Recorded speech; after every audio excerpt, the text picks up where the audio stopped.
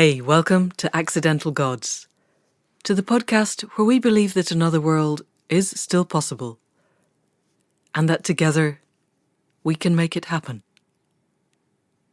This is our 9th episode of our first series, and probably the last. We are winding down to the end of the theory of everything that lies behind accidental gods, and we're moving towards season 2, where we'll begin to branch out and start talking to some of the people who are living this, who are at the cutting edge of everything that we're going to need to do if we're going to move towards conscious evolution. But there's one last area of exploration that I want to really dig into. It's been coming up in some of the last podcasts, and it's been particularly coming up in the membership program. And I think if it's proving something very fertile to the people who are really diving into this day on day, then hopefully it will be too for all of you out there in podcast land. So this is emotions, what we feel, how we feel it, and how and why we can begin to shape what we feel so that our defaults don't shape us. We've already touched on this briefly in podcast 7 with the AMTP, attitude, mood, temperament, personality trait. And from that, we know that if we can change our attitudes, we can change our temperaments, change our moods, change our personality traits. And that's great in theory. But we actually need to understand how to do that in practice. So that's what this is about. It's also, I think it's possibly not obvious why we want to do that. So to go right back to the beginning, the premise of Accidental Gods is that we are ripe for evolutionary change, that the next evolutionary shift could be one of consciousness, consciously chosen, and that the absolute key to this is that we are able to take our place in the web of life, the web of consciousness, as fully connected nodes of consciousness, as fully connected beings, where we are able fully to feel everything that flows from everything that is conscious around us. Connecting and feeling are synonymous. And we need to be in a point where everything that we feel touches our awareness, where we can see it, where we can sense it, where we know where our baselines are, and therefore know where something rises and falls. And there's a place where we need also to be able to know what's mine and what's yours, because a lot of what we feel is influenced by the people around us, by the world around us. We will get to a point where the distinctions between me and other fall away, where we become a unity with the rest of the world. But before we get to that, we do need to be able to distinguish between what I am feeling from inside and what I am feeling from outside.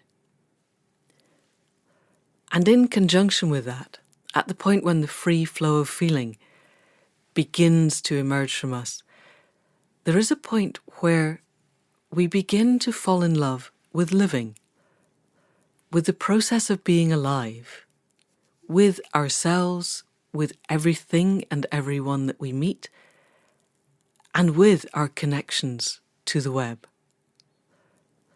And I want you to think for a moment, what would it feel like if I were totally in love with the process of being alive in every moment of my waking and my sleeping life? How would my world be different?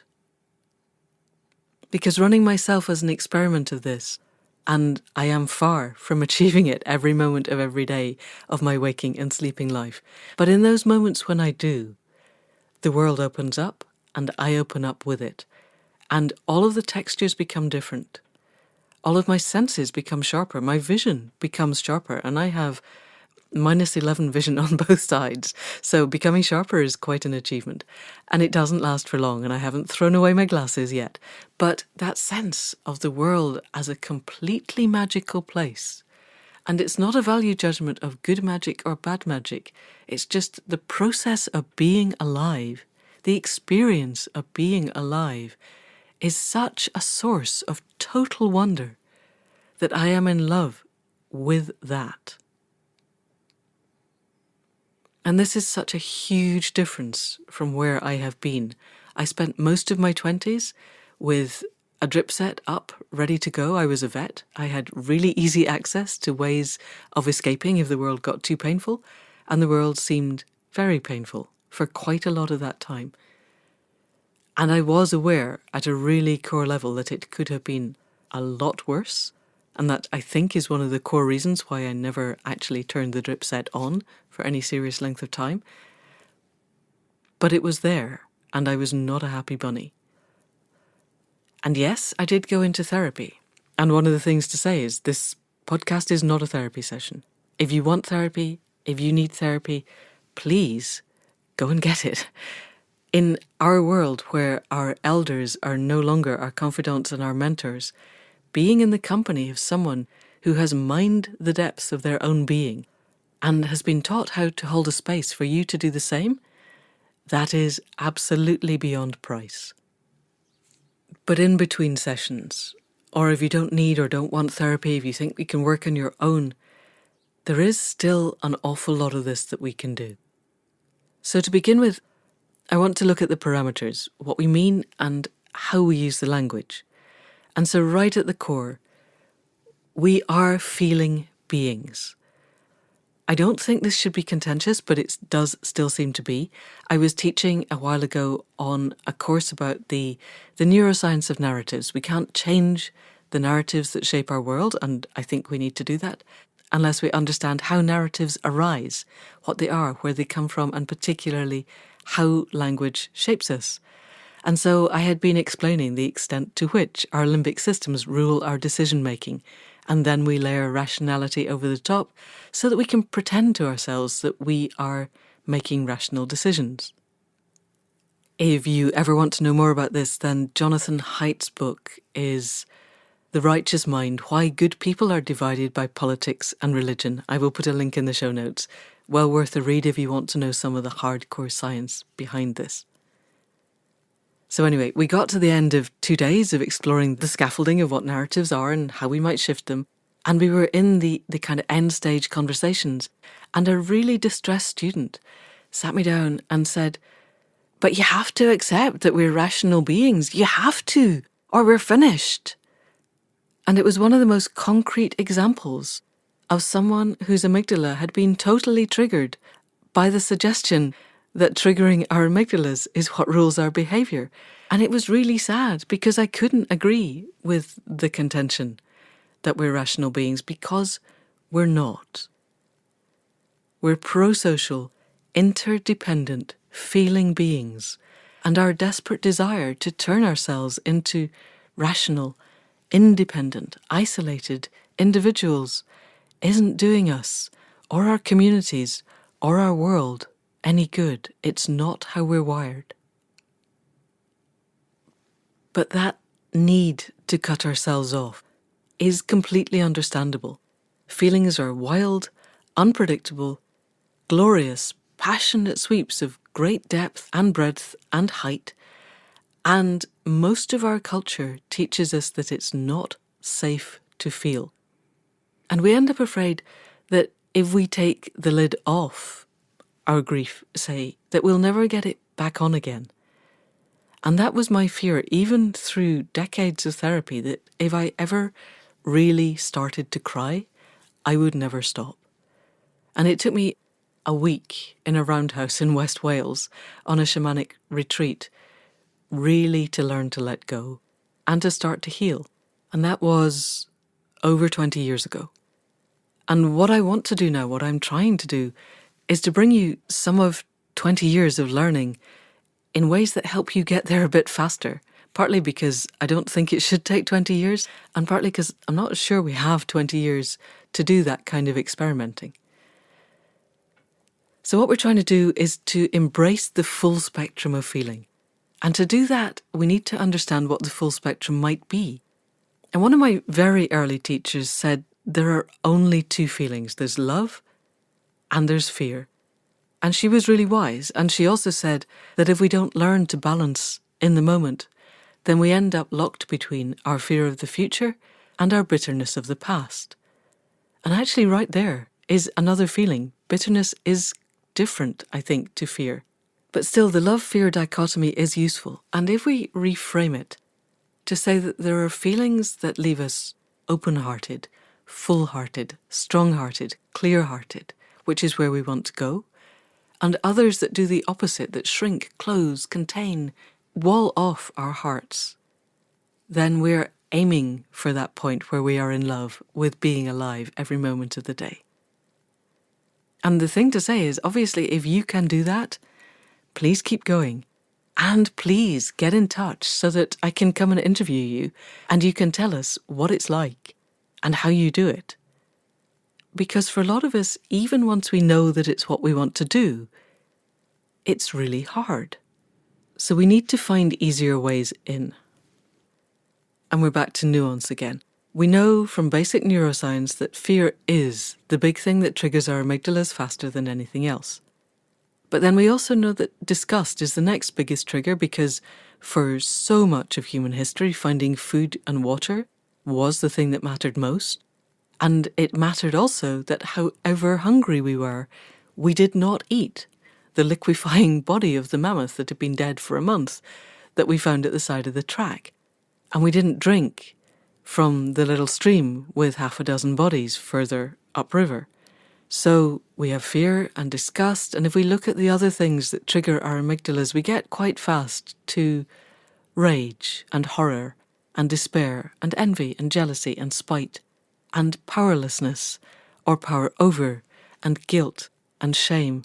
And there is a huge range of things that leave us feeling unsafe and untrusting.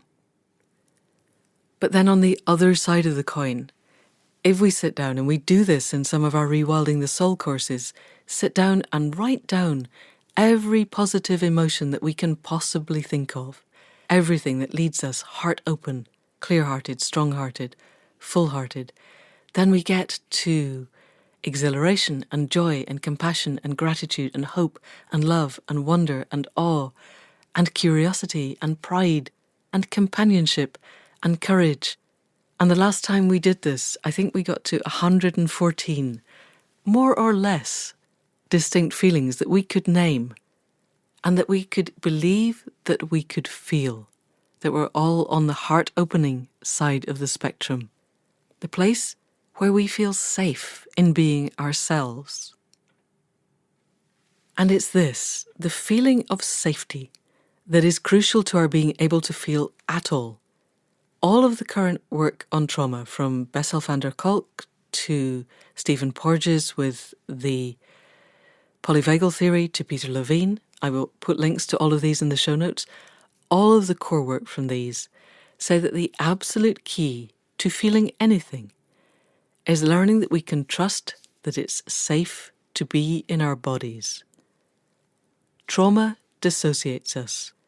It teaches us not to be in our bodies. It teaches us not to feel, and certainly not to feel anything heart-opening. So the first step to healing is to bring all parts of ourselves back together again. We need to become whole, which is the definition of healed. So then we need to know how we can do this, how we can actually do it on a day-to-day basis. And first, by wanting to. Because human intent is the single most powerful force on the planet, and if we can learn to hone it cleanly and to set it, then we can do whatever we choose. So we need to know that we want to, and we need to believe that we can. And the only way to do that is by testing, trying it out, see does it work, and not expecting huge leaps in the first place. This is not, magic wand thinking, wave your magic wand and the entire world changes. This is sliver by sliver, breath by breath, iota by iota, incremental change, until we look back a year from now, and then we can see the big changes. Do not expect magic overnight. If it happens, that's great. Please tell me. But success comes in small pieces. And so what we need to try, one of the things we need to try, is rooting ourselves in our own bodies, learning that it is okay to be here now. And breathing is one way to do that.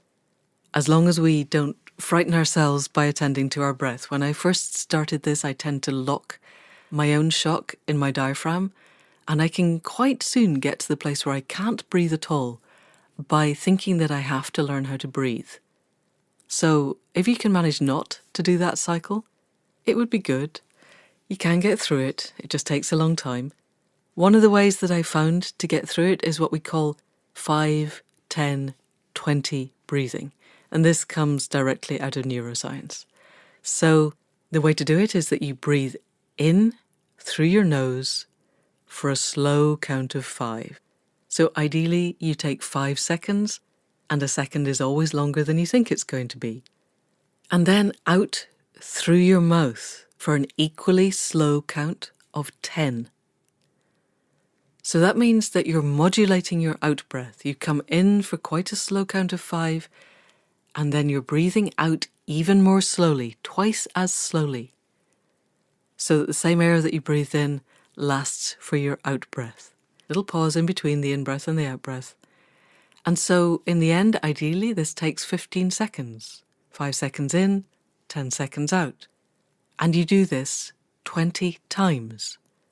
So this takes, if you're doing 5 seconds in, 10 seconds out, a 15-second cycle. So you're doing 4 in a minute. And if you do it 20 times, that takes 5 minutes. And at the end of that, it's quite hard to still be panicking. Even for me, it's quite hard for my diaphragm to still be a rigid steel plate. And then when you're there, when you're able to breathe as freely as you are able to breathe without judgment of how freely that is, anchor yourself in the 5 senses.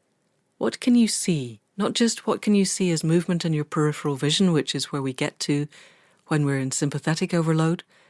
What can you actually see?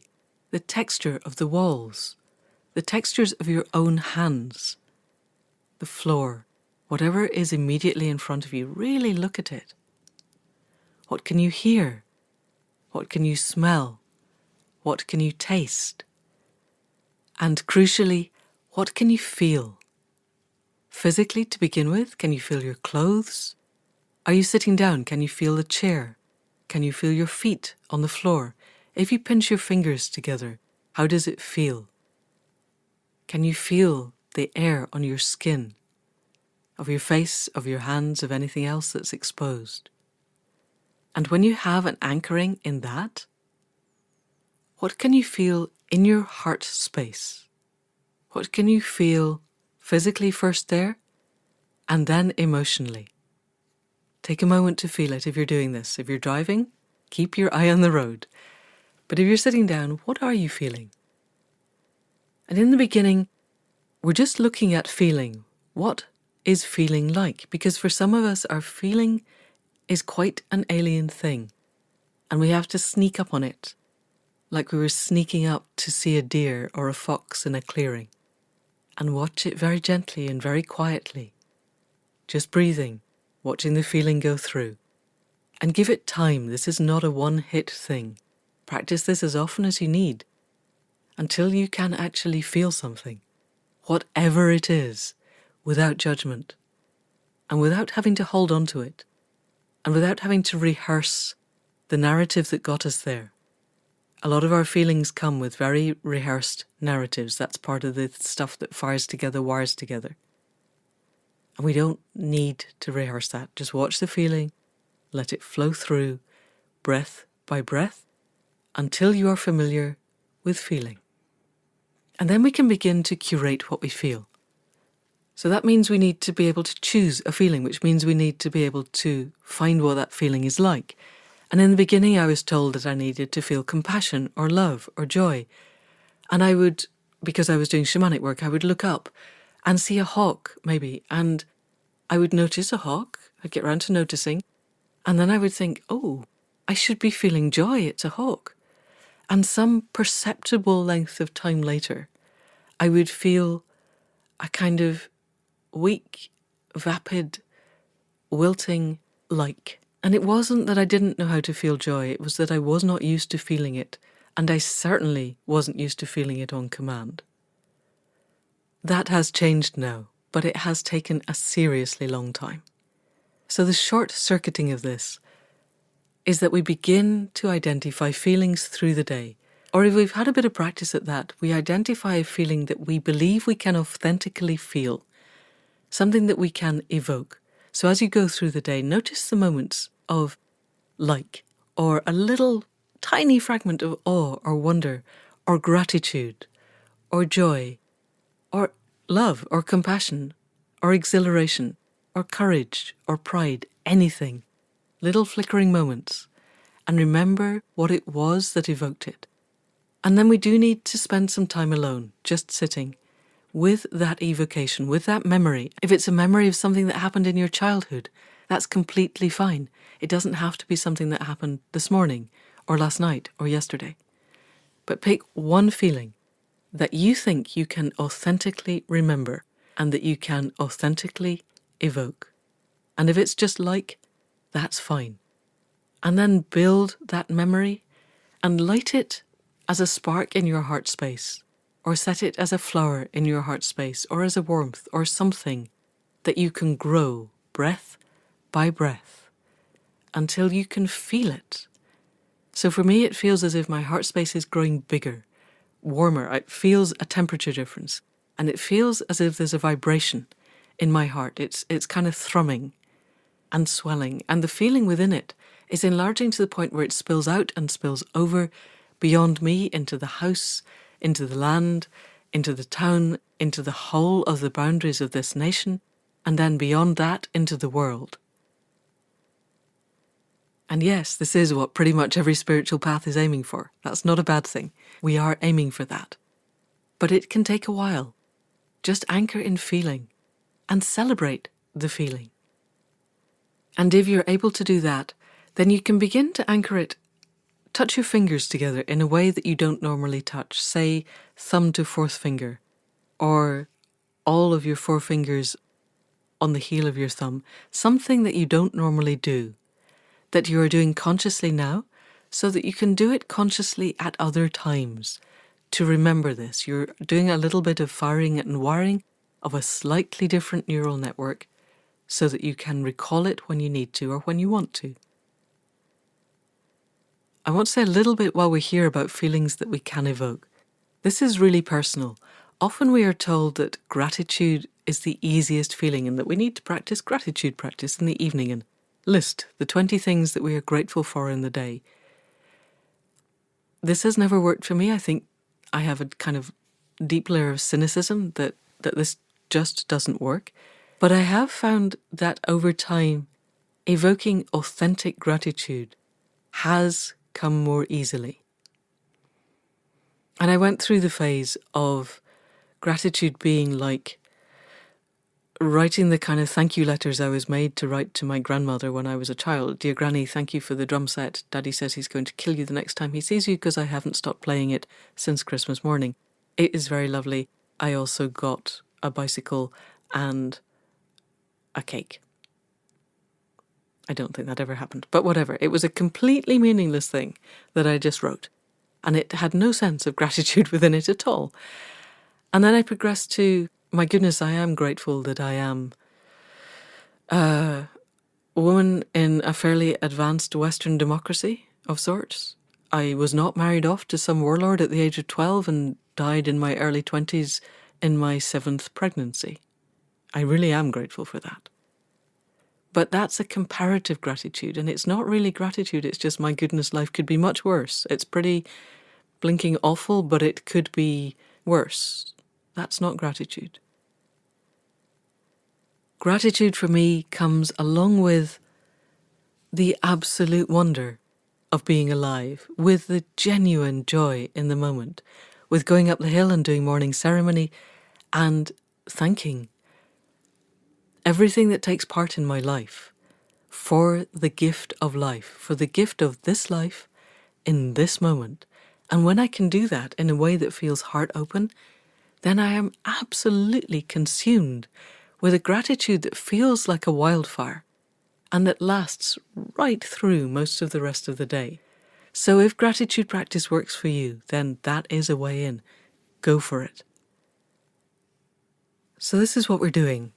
Gradually getting to know that it's safe to be in our physical bodies. And again, if you need help, if it begins to feel really unsafe, please find a therapist. That's what they're there for, and they can help. But in the meantime, we're learning that it's safe to feel. We're learning that feelings run in cycles and we don't have to get washed away by our own despair or our grief or our guilt of everything that's happening in the planet, because we have a choice. Yes, things are bad, but my feeling guilt is not necessarily adding to the positive construct of the planet. And if instead I can feel gratitude and compassion and wonder and joy at the sheer magic of being alive, then for me that not only changes the physiology of who I am, it changes the energy that I bring into the world. It changes the way that I interact with everybody and everything. And I would rather be a gateway to the compassion of the universe, a lens through which the compassion that is the heart-mind of the universe can shine into the world, than a block to that.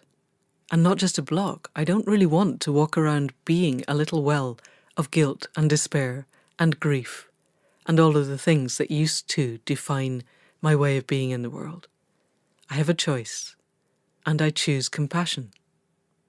And if you want to as well, then I strongly recommend the breathing, but if you can find other ways, whatever it takes to begin to feel the feelings that open your heart, so that breath by breath, moment by moment, feeling by feeling, our heart spaces can begin to expand. So that's it for this week. And also that's it for our first series. Thank you for staying this far. We said in podcast 1 that we were going to lay out the theory in this first series, and that's what we've done. And now we're going to stretch out and begin to talk to the other people who are walking parallel paths, who are being the change we need to see in the world.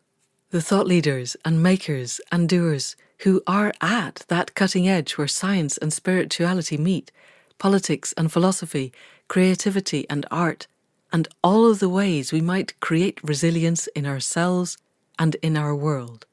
So in the next podcast, which is also next week, I'll be talking to the renegade economist, Della Duncan, who is also a facilitator of Joanna Macy's 3 Pillars of the Great Turning, which I hope will provide a framework for all of that second series. So until then, huge thanks to Caro C for the music at the head and foot of the podcast and for the sound production. To Faith Tilleray for designing the website and for being the other half of the creative team of Accidental Gods. And to you for listening. If you like us, 5 stars and a review on the podcast app of your choice is always nice. But more than that, please share the link with everyone you know who wants the world to be a more equitable and sustainable place. If you want to find out more, if you want to read the show notes or the blogs that arise from the podcast, or if you want to join the membership program, we're accidentalgods.life on the web and on various forms of social media. So that's it for now. Thank you for being there. And until next time, goodbye.